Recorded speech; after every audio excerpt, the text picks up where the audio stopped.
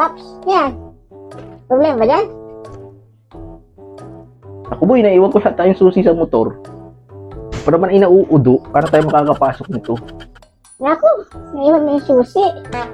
Kaya pala ng mga nakaraan, ang sungit-sungit mo. Ngayon, ulianin ka na. Alam mo na yan. Matanda ka na, Paps. Dami mo pa sinasabi. Tingnan mo nga doon at baka nandun nga at para makapasok na tayo at pinuudo. Sige, tingnan ko doon. A few moments later. Nasaan na? Paps, andun nga, sa may motor. Ulianin ka talaga, naiwan mo doon. Nandun nga. Hindi ka pa naniniwala sa akin. Eh, nakita mo na pala doon eh. Bakit? Sige. Ano? A few moments later. Paps, Ano ito? Bakit cellphone? Susi ang pinapakuha ko. Pinicturean ko na. Isa mo.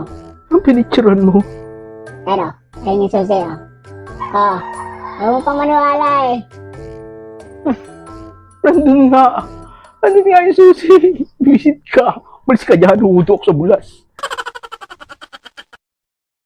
Ano daw yun si Pops? Utos, tingnan ko daw. Tapos di naman maniniwala. Sa'yo, Pops. Oh, boss pala, Pops eh! Lumabas na. Visit ka.